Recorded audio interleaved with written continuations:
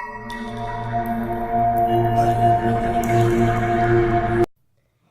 guys, so in this video I'm going to be talking about fairy Wicca, and I thought it was appropriate to wear my fairy wings and attempt to do fairy makeup. I wish I had ears that would like top the look. On top of, I only wear black and I have pink ears, so trying to find something to wear with them was a little hard. I want to apologize for not having a video out on Wednesday. I am literally still getting over the flu. These fairy wings are gonna drive me nuts. I'm literally getting over the flu, so I still have the sniffles and everything. So excuse my but I actually think I'm going to take the fairy wings off for the rest of the video, because holy crap, they're driving me nuts. Better. And I can actually lean back. But I've had the flu. This is the second time me getting it in spring or whatever. We thought I just had a sinus infection, and then it got worse, and then it turned into a cold, so we thought I had a cold, and then we realized it was the flu.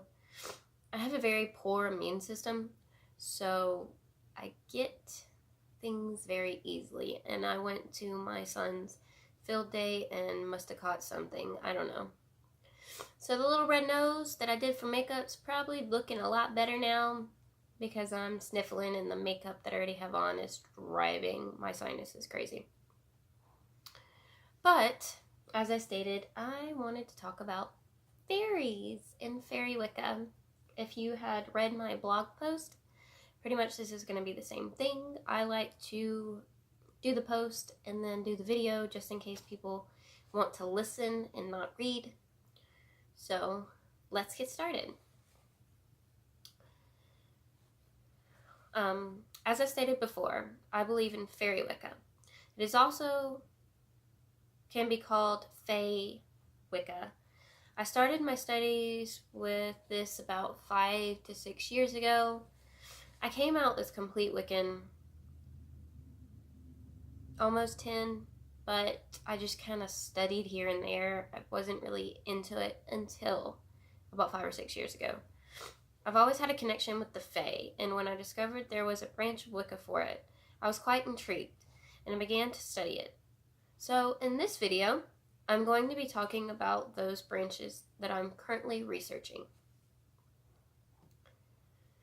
Right now, this one is only fairy Wicca. I don't really have much other research to do, so this is what I have found so far. Let's talk about fairies themselves. They are small mythical creatures that can be very loyal, but at the same time be very mischievous beings. Fairies, acting in their natural nature, like to play games and tricks on people. They are not always what you have seen or heard in fairy tales. With their small petite bodies and wings, or some without, and also in different shapes and sizes. In history, they are said to be ghosts and spirits of dead loved ones. They do not appear often. Normally, this occurrence happens in the corner of your eye. In Old English mythology, it is said that they had no soul and kidnapped children to change the children into changelings. They also kidnapped adults and took them to a mythical land. Fairies are not the only fae. There are goblins, sprites, brownies, and more. Brownies and hobgoblins are known to do more of the housework. Fairy Wicca is strongly influenced by the Celtic and Irish mythology. You use the base elements to summon the fae to help with a spell, but you must respect them when asking for a hand, as in bring in an offering for them. If you respect them, they will hopefully do the same in return. You can bring, I've actually seen a lot of stuff on TikTok, like them offering stuff for the fae.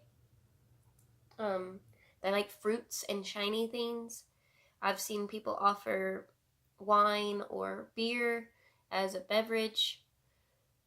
I don't think I would personally do that because I don't drink alcohol very often.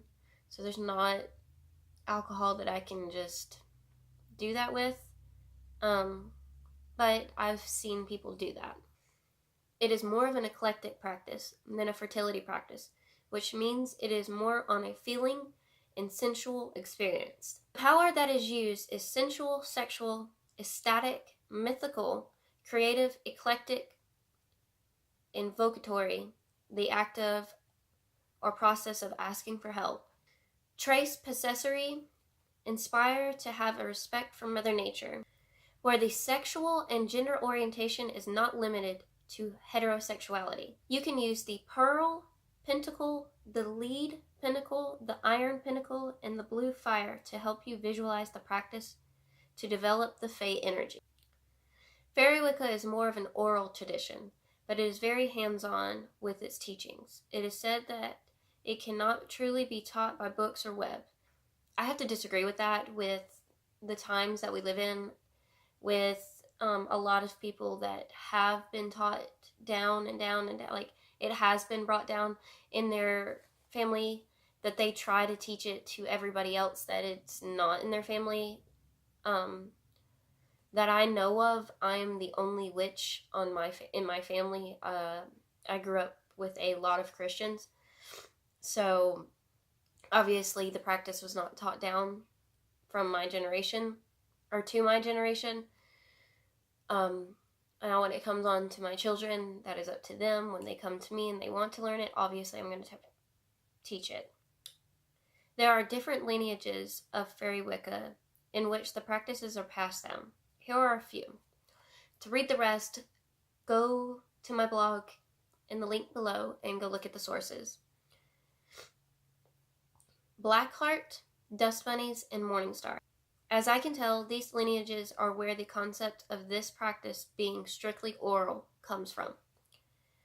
When it comes to Fairy Wicca, most practices are taught, but some are just understood as part of the fairy energy, which include secret names are revealed to those who have been initiated. Practitioners are responsible for their actions, but most lineages do not have rules, not like those in the Wicca Redeed, statements that provides the key moral system in the neo-pagan religion of Wicca. When in the Fae state, the person can become chaotic, generally not human or inspired by their god. The deities can be the same or different than traditional Wicca. Fairies have a certain set of guardians that are the guardians of the gates, Starfinder, Fire in the Earth, Shining Flame, Heaven Shiner, Black Mother, and Water Maker. These maybe deal with the quarters, elements, or even both. Knowledge of the three selves are the basis of fairy work. The fairy faith believes in a number of deities, but the main one is the androgynous star goddess. But others are the crone, the winter king, the blue god, the great mother, the harvest lord, and the corn maiden. It is the only branch of Wicca that is about self-development, because it celebrates passion, sexuality, and individuality. Fairy Wicca is all about not only loving yourself, but realizing that the life that you have is a gift from the gods, and understanding true bliss. It is a religion that does not see gender when it comes to the deities that you follow. It is more about the personal connection that you have with that deity. Fairy Wicca is a very mindful practice in the sense that if you are not trained properly, can leave you in a bad mental state. And that's a weird statement in itself with a lot of people that have mental health, but I know that I never even attempt to contact the Fae or practice in general if I'm in a bad mental state. I've had a bad experience with that. Not me personally, but I've watched my wife have a very bad experience with trying to just practice in general in a state of mind that she shouldn't have. So with Fairy Wicca, you need to be extra careful. make sure that you're in the right state of mind and understand that you may not see the fae in general. But I hope that this helped, and I hope that y'all check out my blog down below. There's some posts that I do not make as videos, so if y'all want to critique whatever I said or add more, please put it in the comments below. Bye, you guys.